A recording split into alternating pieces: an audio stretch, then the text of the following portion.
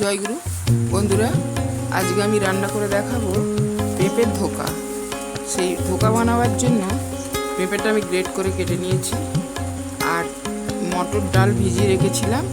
এটা একটু আদা, দুটো কাঁচা লঙ্কা দিয়ে বেটে রেখেছি।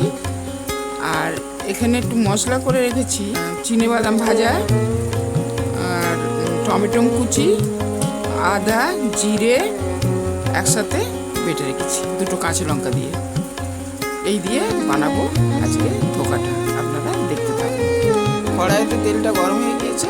প্রথমে আমি একটু হিং দেবো, এরপরে গ্রেট করা পেঁপেটা দিয়ে দেবো, এবারে ডাল বাটাটা দিয়ে দেবো।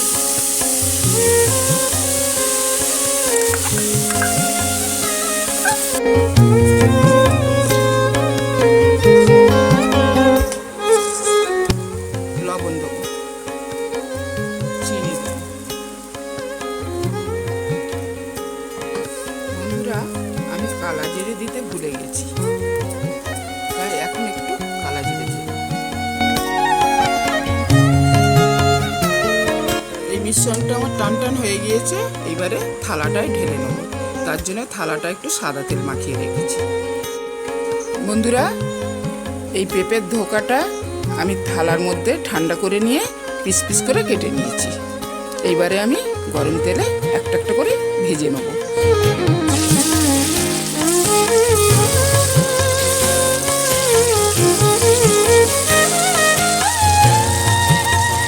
এগুলো ভাজা হয়ে গিয়েছে, এবার আমি তুলে নিচ্ছি।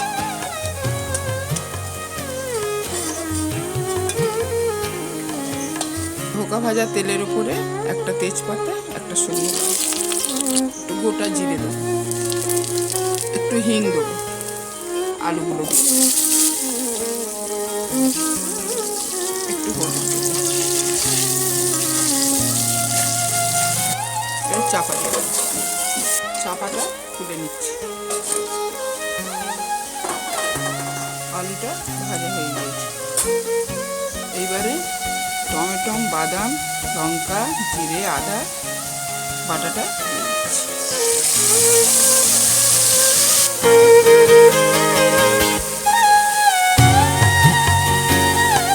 এবারে হলুদ গুঁড়ো আর কাশ্মীরি লঙ্কা গুঁড়ো দিয়ে দিচ্ছি।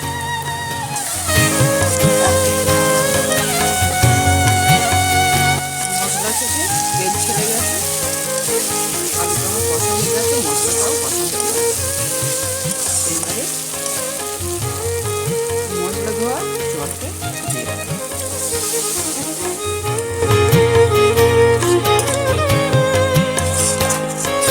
এইবারে চাপা দিয়ে দেবো,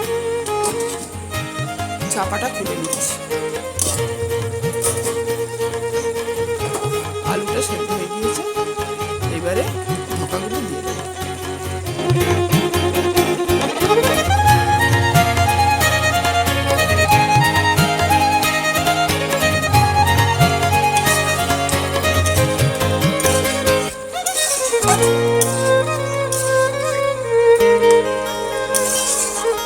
একটু চিনি দিয়ে দেবো, গরম মশলা গুঁড়োটা দিয়ে দেবো, 1 চামচ ঘি দেবো।